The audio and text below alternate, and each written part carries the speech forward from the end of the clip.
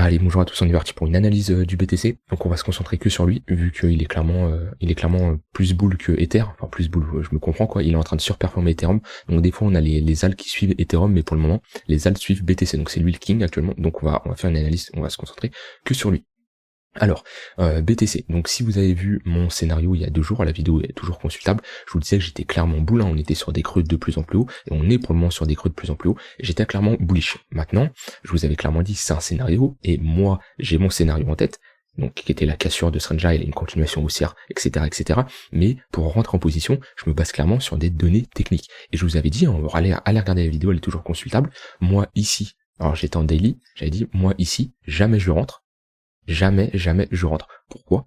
Tout simplement parce que je vous avais clairement dit, j'attends un retour sur la ligne de coup du W ici, W 4 heures, W daily, j'attends un retour sur cette ligne de coup en confluence avec le tunnel 4 heures, donc le tunnel rouge et le tunnel 1 heure, le tunnel orange, et là je veux un W qui se développe pour avoir une continuation haussière, et là, je le dis clairement, si on avait fait ça, je serais rentré massivement. Ici, j'aurais été un acheteur très agressif, parce qu'il y aurait eu une très grosse opportunité. Malheureusement, on n'a pas fait de W.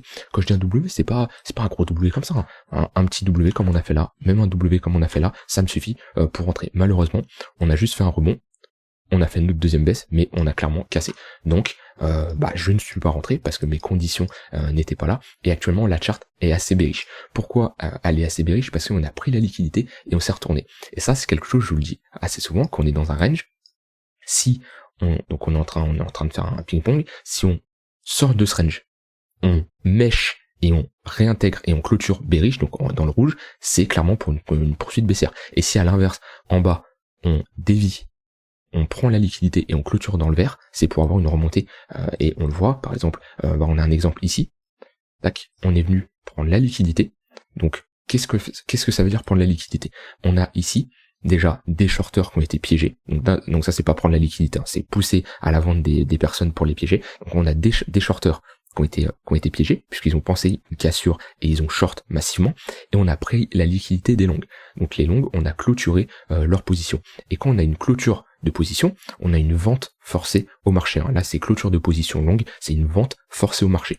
Et ça veut dire qu'il y a eu une pression vendeuse ici, mais on a eu des acheteurs très agressifs qui ont réussi à repousser le prix à la hausse. Donc ça, c'est clairement quelque chose de bullish. Le fait de finir liquidé avec une mèche et clôturé vert. Donc ici, il y avait clairement une opportunité. En plus, on fait un double après, c'est clairement un gros signal. Et là, c'est l'inverse. Ici, on vient chercher la liquidité, on liquide les shorts.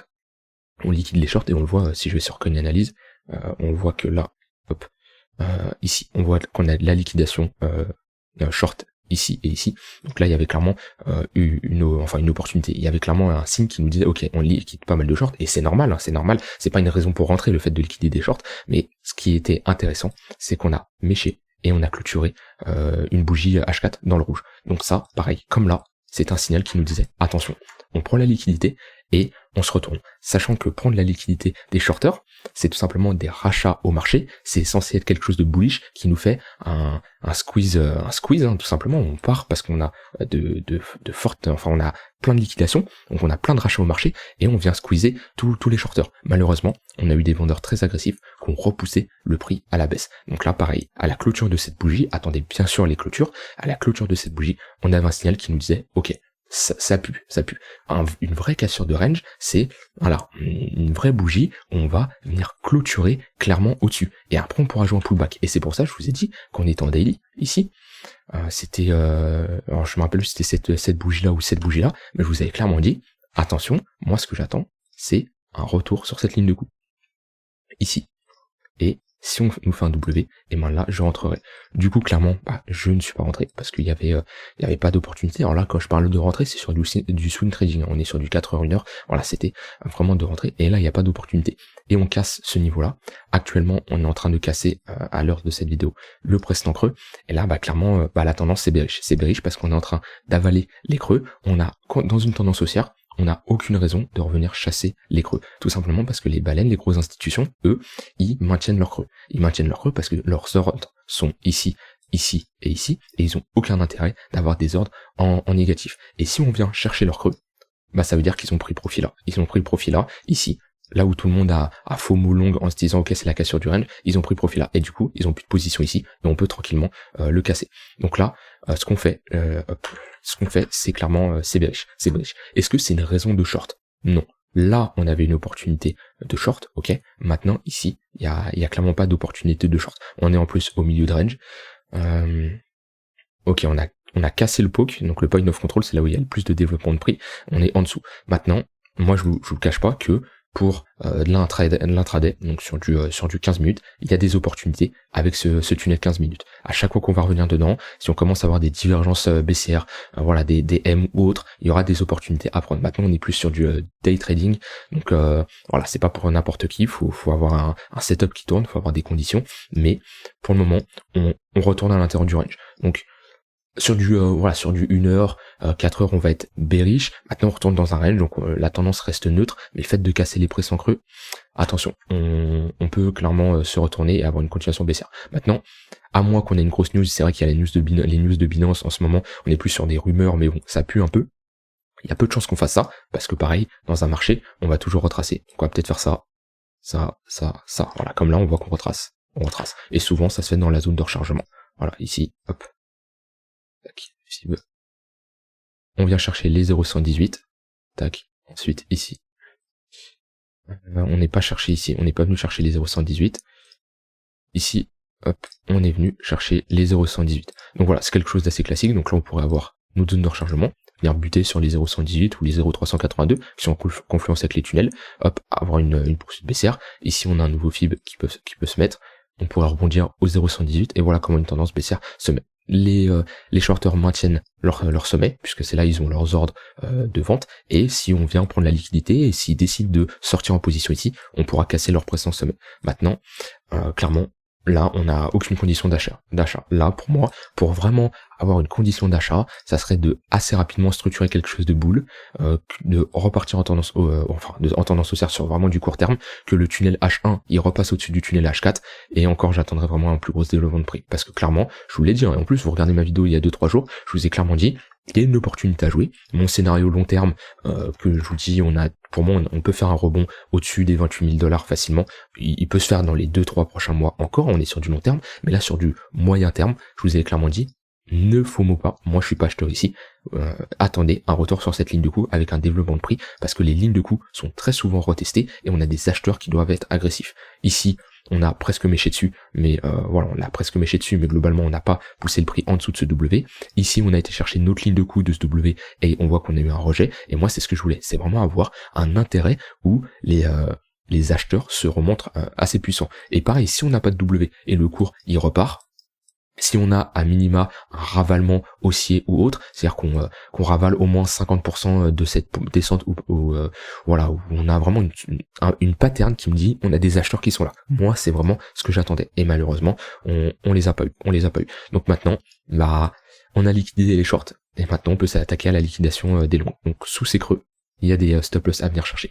On va mettre The Kingfisher. Donc voilà, alors ça, c'est la liquidation actuelle. Donc ici, tout ce qu'il y a en dessous du prix, donc current price, tout ce qu'il y a en dessous, c'est de la liquidation longue, et tout ce qui est au-dessus, c'est de la liquidation short, d'après Binance. Donc voilà, on est sur Binance, et on constate que il y a pas mal de shorts à venir chercher. Sur les 26 000, il y a pas mal de liquidation. Donc là, c'est pas les stop loss, c'est vraiment les seuils où les gens se font liquider, donc ils clôturent l'exchange clôture leur position.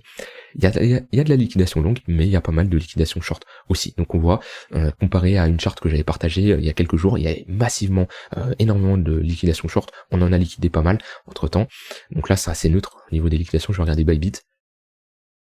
C'est le temps qui charge. Donc voilà, soyez prudents. Maintenant, ça dépend. Je ne connais pas votre style de trading. Je sais pas si vous êtes sur une unité de temps assez courte, longue ou pas. Mais si vous êtes sur du 4 heures, 1 heure, il y a très peu d'opportunités. Si vous êtes sur du 15 minutes, sur de l'intraday, si vous retournez dans les tunnels, il y aura une opportunité. Si je mets les points pivots, on a buté parfaitement sur le point pivot monthly ici, à voir comment on réagit. Voilà, ici on voit, c'est une grosse zone ici. Si on retourne dans cette zone, point pivot weekly, 3 tunnels Vegas. Bon, le tunnel 15 minutes sera plus là entre temps, mais bref, 3 tunnels Vegas, enfin 2 précédentes zones où il y a eu la ligne de coup, donc des acheteurs ici qui sont positionnés à l'aveugle sans attendre une confirmation en W, donc des acheteurs qui sont en position perdante, et en général, quand on est dans une position perdante comme ça, donc on a la tête sous l'eau, on est en négatif vu que le prix est en dessous, qu'on revient chercher notre ordre, et on le clôture. on le clôture parce que on a tellement eu on a tellement passé de temps la tête sous l'eau que c'est le trade il est insupportable à tenir. Voilà, c'est beaucoup de débutants font ça, et ici on peut clairement avoir une grosse résistance parce que les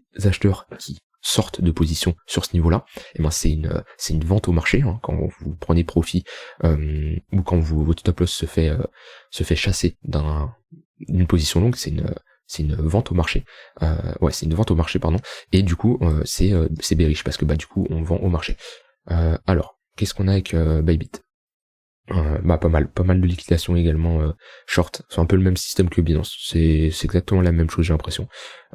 Donc voilà, pas mal de liquidation short. Donc globalement, c'est assez neutre. Mais si on va chercher les 15-16 000 $, en tout cas, j'ai l'impression que dans ce range, l'extension de ce range, bas de range 15 600, haut de range 18 000.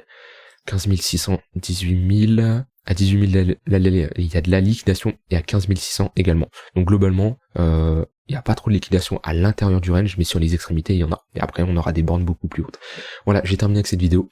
Voilà, après, comme je dis, je connais pas votre profil, donc c'est pour ça c'est très important de s'adapter au marché. Moi, voilà, avec ce genre de bougie, je sais que ça pue. Ici, je sais que ça pue qu'on fait ça. Maintenant, je peux pas vous faire une vidéo toutes les 1 heure. Voilà, je peux pas vous tenir au courant tout le temps. Le but, c'est vous essayer d'être autonome un maximum.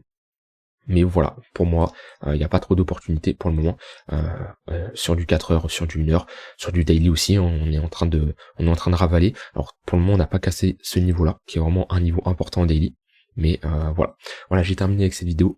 J'espère qu'elle vous aura plu, et on se retrouve demain pour une prochaine vidéo. Bye bye.